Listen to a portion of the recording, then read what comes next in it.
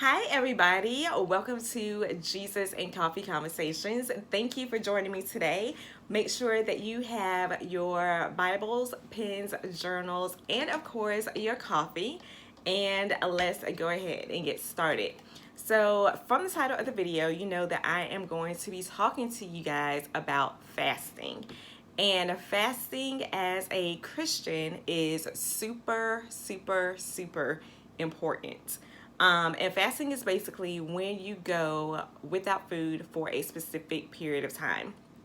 And a lot of people, when they hear the word fasting, they're automatically like, I cannot do that. I love my food too much that I am not going to be, going without it for any amount of time. But fasting, when you really put your mind to it, it is something that you can do. When you really just make your mind up, and that goes for anything in general, your body has to submit and do what your mind is telling it to do. So think about it in terms of if you're working out. If you say, okay, today I'm making up in my mind that I'm going to run for 30 minutes, no matter how I feel. So you start running, and then your body, like your legs start to hurt. You start feeling like, oh my gosh, I'm about to pass out. I got to stop running, or, whatever the case is, then your mind says, no, I'm going to finish out this 30 minutes. I can do this. And then your body submits to what your mind is telling it to do, which is keep running. We're going to do this 30 minutes. So it's the same thing when it comes to fasting. If you make up in your mind and you say, okay, I am going to fast for whatever, length of time God tells you to do the fast for, then when your body starts to get hungry, or you start to get those headaches, or all the other things, you're starting to feel tired and all of that, then you can speak to your body and you can say, this is going to pass. You're not going to get any food until whatever day you set to end the fast, and I need you to submit to the will of God. And then you'll find that your body falls under submission of your spirit. So your hunger pains, they start to go away. They're not going to last forever. Like you might go maybe, I'm trying to think the worst period of it. I know probably day 3 is really when your body starts to feel sluggish and you start getting those headaches because your body is ridding itself of all the toxins. So day 3, typically for me anyway, is the hardest day. And it's because of those reasons. I'm tired, I'm cranky, my head is hurting, and all of that. But after that, then it becomes a lot easier. But fasting is something that you really want to do, and it's something that we are required to do. A lot of people think that fasting is optional, and it's not. And in Matthew chapter 6, verses 17 through 18, Jesus is telling the disciples that, when you fast, he didn't say if you fast, he didn't say, if you decide to fast. He said, when you fast, then, this is what your fast should be like. So it is not optional. And I know a lot of people say, well, I can fast TV, or I can fast, social media, that kind of stuff. That is fine too. But when you fast from food, that is when you are going to see the biggest spiritual breakthroughs, and you're really going to get that oneness with God. And I'm looking at my notes here, that's why I keep looking down. So when you are fasting, it really opens doors for you spiritually. So I know a lot of times, like if I'm feeling spiritually cluttered, like if I'm not really hearing from God as clearly as I was, then I know it's time to fast. And when you fast, it opens up that line of communication between you and God, and you are hearing from him a lot more clearly. You're getting a lot more direction. And it really helps you as well to get control over your flesh. So if you're struggling with getting control over your flesh, whether it's, if you're fornicating, if you're masturbating, if you're struggling with some kind of, addiction or something like that, fasting helps you get control over your flesh in that area. It helps you develop self-control.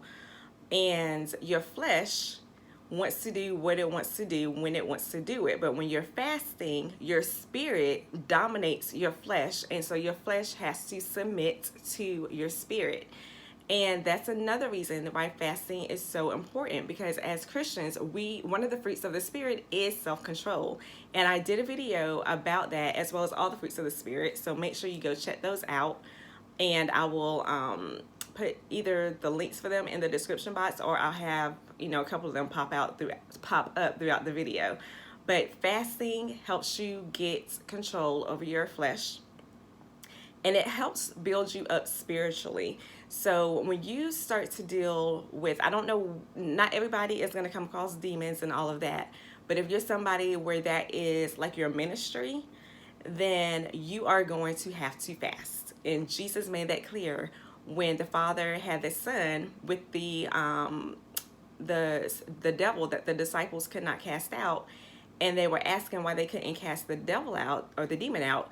And Jesus said that this kind comes out by prayer and fasting. So there's some demons that if you're not fasting, you're not going to get the results that you are supposed to get. So that is another reason that fasting is important. And it does build you spiritually, because like I said, it opens that door of communication between you and God. And there are a lot of people in the Bible that fasted, and because of their fasting, they got the results that they were looking for. It made God move on their behalf. And so a couple of people I have is Esther. She called a 3-day fast before she went to speak with the king.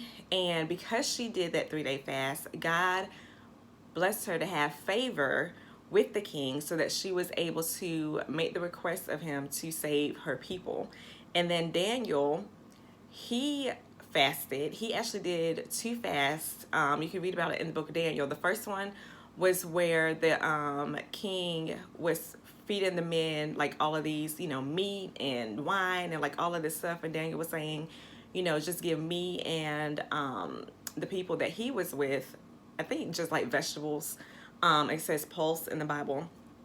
And at the end of the 10-day period, Daniel and his people were a lot stronger and a lot healthier than the ones that were eating all the meat and drinking all that wine and, all of that. So that was the first fast that he did. And then the second fast he did was what we call the Daniel's fast. And it was where basically fruits, vegetables, nuts, seeds, legumes, water, so that kind of stuff, like no bread, no sugar, none of that other stuff.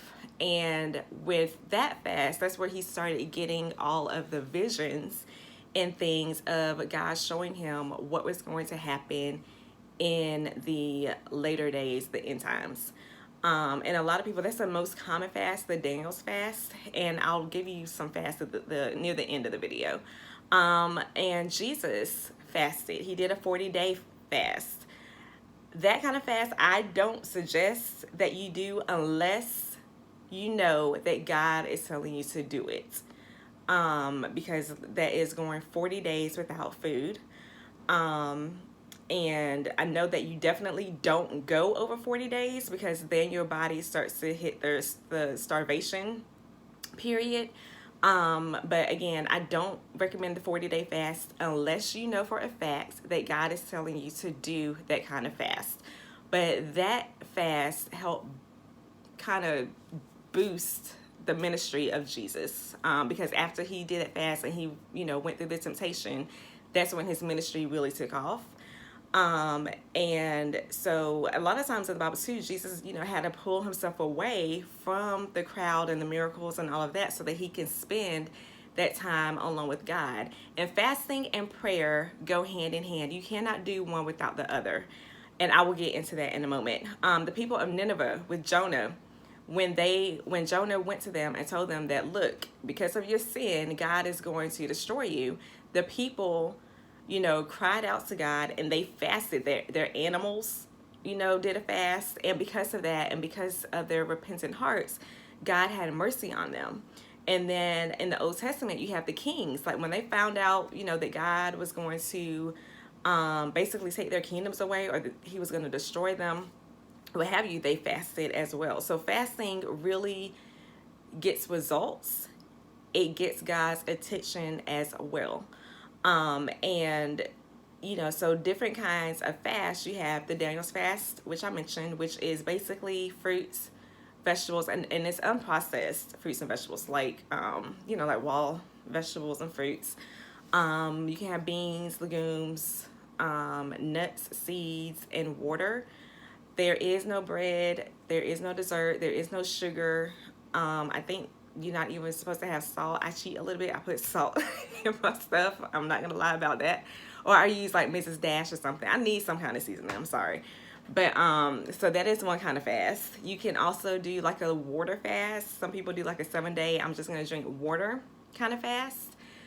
There's fasting where some people say like they might do intermittent fasting, where they say, okay, from a certain period of time to another period of time. So like maybe from 6 o'clock at night to 6 o'clock in the morning, I'm not gonna eat.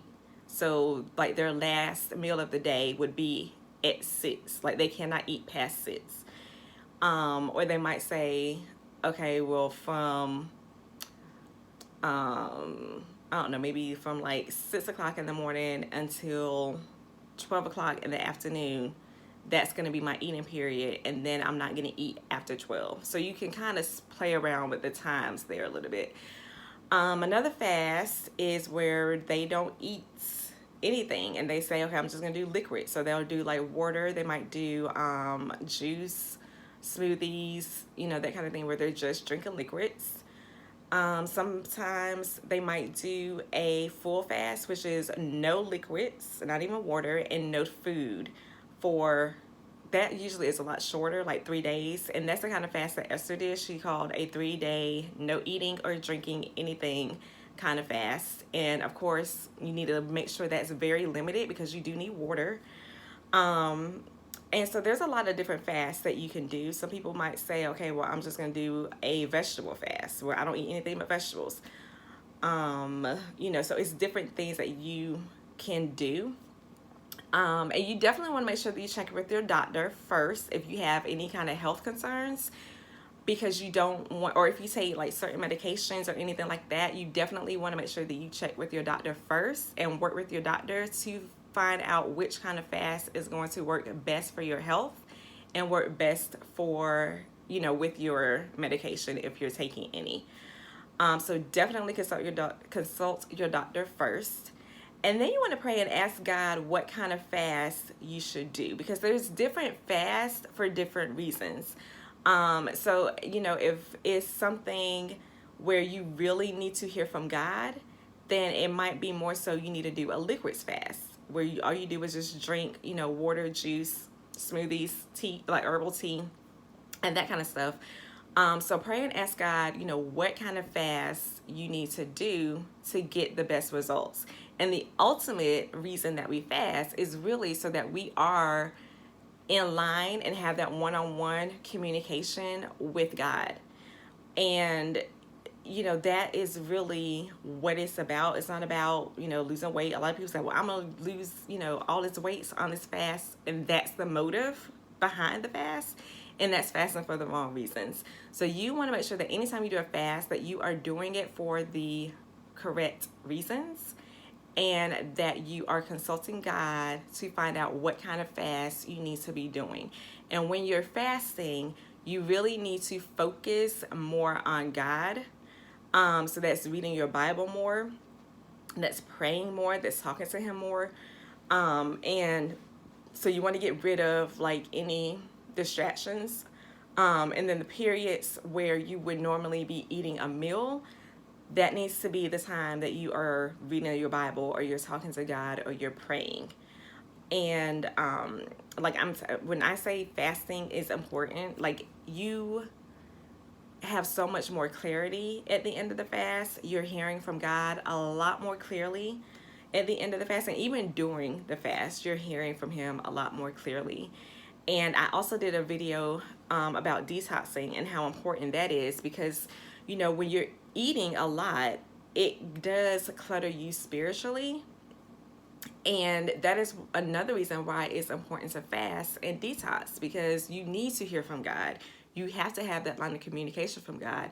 And you can still hear from Him, a little bit, but it's a lot more difficult for you to hear from Him if you are, built up with all of the junk from the foods and things that we eat. So that's, it's important for you to detox and fast so that you can clear all of that junk out and you're hearing from God a lot more clearly. And the devil does not want us fasting because he understands how powerful fasting is. And so, he'll put little bugs in your ear and say, start making you think, oh my gosh, you're going to be hungry.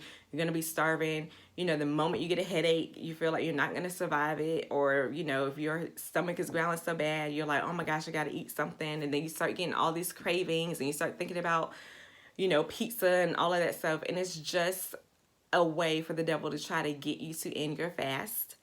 I have been guilty of that. I'm not going to sit here and lie. There have been plenty of times that I have started and I let my flesh get the most of me, and so I would end it.